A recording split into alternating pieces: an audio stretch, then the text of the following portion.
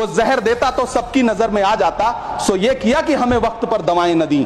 वो अब तिजारती पहलू निकाल लेता है, मैं कुछ कहूं तो तराजू निकाल लेता है, मैं इसलिए भी तेरे फन की कदर करता हूं तो झूठ बोल के आंसू निकाल लेता है। सभापति महोदय, मैं आपके सामने खड़ा होकर के एक बहुत छोटी सी कहानी सुनाना चाहता हूं कि महान बादशाह सिकंदर ने जब यूनान फतेह किया तो जीत का जश्न मनाने के लिए शहर की सड़कों पर निकला, तो उसने देखा कि पूरा शहर तो जश्न मना रहा है, एक फकीर सड़क के किनारे चादर तान के सो रहा है। सिकंदर को गुस्सा आया, घोड़े से उतरा, उस फकीर के पास गया और उसे सोता देख करके उसे जोर की एक लात मारी और लात मार के कहा कि क्यों रे फकीर, मैंने यूनान फतेह कर लिया, लोग जश्न मना रहे हैं और तू सो रहा है। उस फकीर ने उन्नीदी आंखों से सिकंदर को देखा और देख करके कहा कि शहर जीतना बादशाहों का काम है, लेकिन लात मारना तो गधे का काम है। सभापति महोदय, गरीब जनता को लात मारना बंद करिए। ये अमीरों के लिए बनाया गया बजट है, ये निराशाजनक बजट है। हम अमृतकाल सुनते आ रहे थे, ये अमृतकाल इतनी जल्दी समाप्त हो गया कि अब अमृतकाल का कोई नाम तक नहीं लेना चाहता है। जिस बजट में मनरेगा के लिए 1 रुपए की बढ़ोतरी ना हो, वही पुराना 86,000 करोड़, जबकि पहले ही 9,754 करोड़ का घाटा हो। जिस मनरेगा से करोड़ों मजदूरों के घर में चूल्हा जलता हो, उस मनरेगा में काम करने वाले गरीब मजदूरों के लिए अगर आपके खजाने से 1 रुपया भी इजाफी नहीं निकल सका तो भला कौन संतुष्ट हुआ साहब? इस देश का गरीब मजदूर या आपके उद्योगपति दोस्त?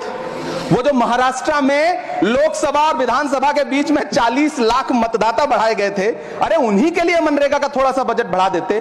क्या उसमें मनरेगा का एक भी मजदूर नहीं था? 40 लाख लोगों में सारे के सारे 12 लाख की छूट वाले से आगे के लोग थे। जिस देश में 40 से 45% मेडिकल फैकल्टी की सीट खाली हो, वहां बजट में 75,000 नए मेडिकल सीट्स का ऐलान हो रहा है। सरकार बहादुर, कम से कम इस देश के पढ़े लिखे युवाओं को तो मूर्ख समझना बंद करिए। पहले 7500 मेडिकल सीट्स बाद में बनाइएगा, पहले जो एम्स में 2161 पद खाली पड़े हैं उनको तो भर दीजिए। वित्त मंत्री जी देश की संसद में भाषण दे रही थी, तो वहां मुंबई में कोई गरीब इंसान जब अपनी जेब टटोल करके अपनी मोटरसाइकिल में 1 लीटर पेट्रोल भरवा रहा था, तो उस पेट्रोल की कीमत थी 103 रुपया प्रति लीटर।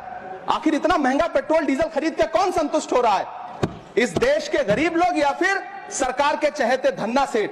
सभापति महोदय, वित्त मंत्री जी इस बजट को मध्यम वर्ग को संतुष्ट करने वाला बजट बता रही हैं। अरे मैडम, हम आप यहां पर बैठे रहते हैं और वहां बाहर इसी दिल्ली में 1 लीटर दूध, चाहे वो अमूल का हो या फिर मदर डेयरी का हो, उसकी कीमत 73 रुपए लीटर है। इतना महंगा बेच करके कौन संतुष्ट हो रहा है? गरीब जनता या आपके धन्ना सेठ दोस्त? सभापति महोदय, इस सरकार का बाजार और महंगाई पर कोई नियंत्रण नहीं रह गया है। चाहे देश में लहसुन 400 रुपए किलो बिक जाए, टमाटर 100 रुपए किलो बिक जाए, प्याज का दाम सुनकर आंखों में आंसू आ जाए, लेकिन वित्त मंत्री महोदया बजट में महंगाई का मां भी नहीं बोलती हैं। बच्चों की किताब और पेंसिल तक पर टैक्स लगाने वाले सरकार से मैं पूछना चाहता हूं कि आप मध्यम वर्ग का हितैषी बताते हैं, खुद को तो शर्म नहीं आती है? खुद को धार्मिक कहने वाली सरकार भगवान श्री कृष्ण के प्रिय खाद्य पदार्थों दही और मक्खन तक पर जीएसटी लगाती है और बात करती है मध्यम वर्ग की हिमायती होने की।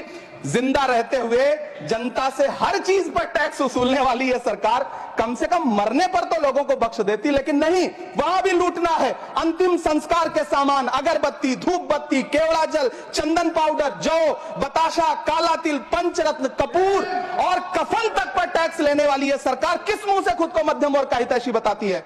कौन सी संतुष्टि? किसकी संतुष्टि? कदम कदम पर टैक्स देकर लूटने वाली जनता की, या फिर जनता से टैक्स वसूल करके धन्ना सेठों का खजाना भरने वाली सरकार की?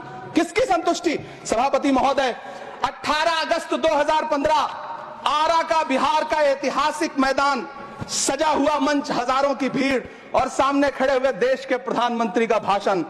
बिहार के भाइयों बहनों, आज मैं बिहार के लिए पैकेज की घोषणा कर रहा हूं। 50,000 करोड़ कर दूं कि ज्यादा कर दूं? अखिलेश भाई, 60,000 करोड़ कर दूं कि ज्यादा कर दूं? 70,000 करोड़ कर दूं कि ज्यादा कर दूं? 80,000 करोड़ कर दूं कि ज्यादा कर दूं?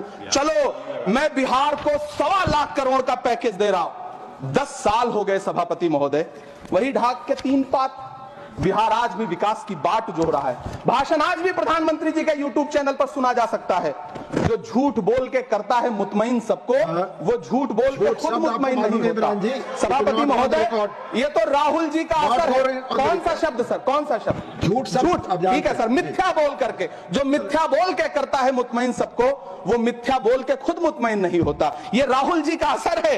जो मखाना बोर्ड की घोषणा हुई, अखिलेश जी आपको याद होगा, भारत जोड़ो न्याय यात्रा में 30 जनवरी 2024 को बिहार के रंगभूमि मैदान में राहुल गांधी जी का पूर्णिया में भाषण था और उसमें मखाना को लेकर उन्होंने आवाज उठाई थी। ये उनका असर है कि आपको मखाना बोर्ड बनाना पड़ा, वरना तो आप मखाना बोर्ड बनाने वाले लोग हैं। सभापति महोदय, बिहार को झूठे पैकेज और चुनावी दिलासे देना बंद करिए। आज भी जब कोसी में बाढ़ आती है तो पूरा सीमांचल बर्बाद हो जाता है। मैंने उस तबाही को अपनी आंखों से देखा है। 2016-17 की बाढ़ में अपने इन्हीं हाथों से राहत सामग्री बांटी है मैंने। अगर सच में बिहार के लिए कुछ करना चाहते हैं तो बिहार को बाढ़ से बचाने का प्रबंध करिए। पूर्णिया एयरपोर्ट 10 साल से बाट जो रहा है, घोषणा 2014 में हुई, बन के आज तक तैयार नहीं हुआ। अलीगढ़ मुस्लिम विश्वविद्यालय का किशनगंज सेंटर बजट के अभाव में दम तोड़ता जा रहा है। मैंने पिछले बजट सत्र में भी आवाज उठाई थी। आज फिर वित्त मंत्री जी से अनुरोध करना चाहता हूं, दामन फैला करके, कि अलीगढ़ मुस्लिम विश्वविद्यालय का किशनगंज सेंटर बन जाने दीजिए।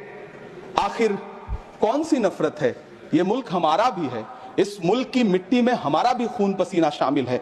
हमसे इतनी भी क्या नफरत? रिश्तों की ये नाजुक डोरें तोड़ी थोड़ी जाती हैं। अपनी आंखें दुखती हो तो फोड़ी थोड़ी जाती हैं।